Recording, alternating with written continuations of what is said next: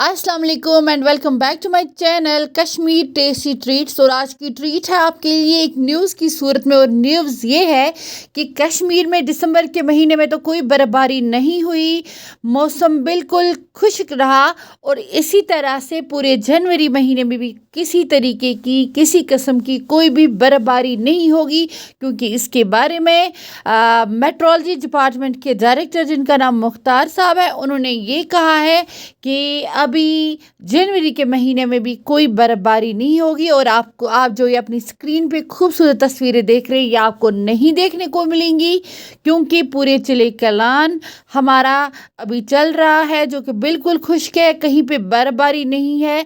और हमारे जो टेम्परेचर है उसमें भी कोई डाउनफॉल अभी ज़्यादा नहीं हुआ है, बल्कि टेम्परेचर भी हमारा अभी बिल्कुल ठीक है और बर्फबारी भी नहीं हो रही है।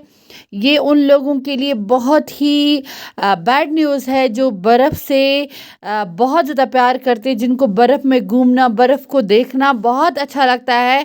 और ख़ासकर उन टूरिस्ट्स के लिए जो कश्मीर सिर्फ बर्फ़ को देखने के लिए विज़िट करते हैं, उनके लिए भी ये एक बहुत ही बड़ी बैड न्यूज़ है। तो मेरे लिए तो है ही, क्योंकि मुझे भी बर्फ़ में घूमना, बर्फ़ को देखना, बर्फ़ वाला मौसम बहुत ही ज़्यादा पसंद है। लेकिन अफ़सोस कि दिसंबर का महीना, हमारे जनवरी का महीना बिल्कुल ऐसे ही निकला जा रहा है, कोई बर्फ़बारी नहीं हो रही है। आई होप कि अगले महीने में बर्फ़बारी हो और हमें ये वाले मनाज़र देखने का मौका मिले जो आप अपनी स्क्रीन पे देख रहे हैं, क्योंकि अभी हमारे मेट्रोलॉजी डिपार्टमेंट के डायरेक्टर कह रहे हैं कि कोई भी बर्फ़बारी नहीं होगी। तो बहुत ही अफ़सोस हो रहा है कि इस साल अभी तक बर्फ़ का दूर दूर तक कोई भी नामो निशान नहीं है। और हम यकीन करते हैं कि आने वाले महीने में बर्फ़ होगी, ताकि हम इन चीज़ों, आप देखिए मेट्रोलॉजी डिपार्टमेंट के डायरेक्टर क्या बोल रहे हैं।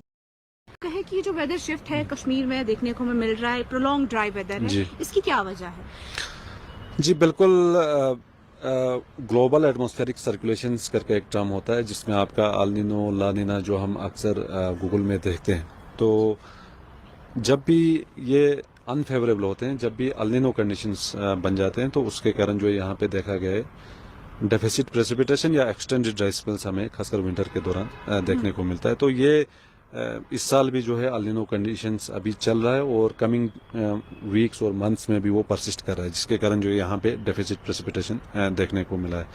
लेकिन ये फर्स्ट टाइम यहाँ पे नहीं हुआ है। ये 2022 दिसंबर वो भी ऑलमोस्ट ड्राई निकला था। इसी तरह 2018 का जो दिसंबर जनवरी है वो ड्राई निकला था। 2014-15 के आसपास जो दिसंबर जनवरी था वो भी ड्राई निकला था। और इसी तरह 1997 का भी जो दिसंबर जनवरी था 1987 का था। तो जो प्रीवियस रिकॉर्ड्स है हमारे पास, तो इन सालों में जो है आपका ऑलमोस्ट जो है ड्राई निकला है विंटर्स। तो ये फर्स्ट टाइम यहाँ पे नहीं हो रहा है। तो जो ग्लोबल एटमॉस्फेरिक सर्कुलेशन है जिसने एल नीनो की बात की, तो इन सारी चीज़ों के कारण जो है कभी मतलब कुछ कुछ साल जो है यहाँ पे डेफिसिट प्रेसिपिटेशन देखने को मिलता है। बिल्कुल सही। अगर हम बात करें पिछले साल की, तो पिछले साल अभी तक 2 मरतबा जो बर्फ है वो हो चुकी थी। लेकिन इस साल अगर हम देखें तो कुछ दिन पहले ही हम देखें तो बड़ा स्मॉग, सुबह हम निकलते थे, निकल नहीं पाते थे, फॉग होता था, रादर आई से स्मॉग होता था, क्योंकि पोल्यूशन बहुत है। दिल्ली में होता है अक्सर ऐसा, ये हम श्रीनगर में देख रहे हैं या प्लेन्स पे देख रहे हैं, यहाँ पे ये क्यों हो रहा है ऐसा? जी, यहाँ पे भी फॉग का जो इशू है वो लास्ट 8-10 सालों से मतलब हर साल बढ़ रहा है। और इसका एक तो मेन कारण है आपका गाड़ियाँ काफ़ी ज़्यादा बढ़ी हैं, अर्बनाइजेशन काफ़ी ज़्यादा बढ़ा है। और अर्बनाइजेशन में भी आपका जो काम है वो अभी भी विंटर्स में भी यहाँ चलता है पिछले कई सालों से। और इसी तरह आपके एडजॉइनिंग एरियाज में जो ब्रिक क्लिन्स हैं, उन सारों के कारण जो है आपका पोल्यूशन लोड विंटर में बढ़ जाता है, क्योंकि स्टेबल एटमॉस्फेयर रहता है। तो ये सारी चीज़ें जो हैं जिसकी वजह से हमें ये चीज़ें देखने को मिलती हैं, जिसमें आपका स्मॉग या पोल्यूशन लेवल जो भी कहें आप, तो ये सारी चीज़ें जो है विंटर में बढ़ जाते हैं। अब ये है कि कुछ दिन पहले फॉग था, कंडीशंस मोर और लेस सिमिलर हैं, लेकिन अब फॉग जो है ख़त्म हो चुका है। तो इसमें आपका जो इन्वर्जन लेयर था, जैसे जनरली क्या होता है आपका हाइट के साथ साथ टेम्परेचर कम हो जाता है, लेकिन विंटर में कभी कभार ऐसे कंडीशंस बन जाते हैं विथ हाइट जो है आपका टेम्परेचर कभी कभार बढ़ जाता है। तो वो जो इन्वर्जन का जो थिक लेयर था वो आपका जो 31st के आसपास एक फीबल WD था, उसके कारण जो है उसको पुशअप मिला। पुशअप मिलने के बाद जो है वो इन्वर्जन लेयर जो है ऑलमोस्ट ख़त्म हो चुका है। फिर भी शालो फॉग मॉर्निंग में रहता है, इतना ज़्यादा ये नहीं है कि पूरा क्लियर हुआ है, तो शैलो फॉग थोड़ा रहता है।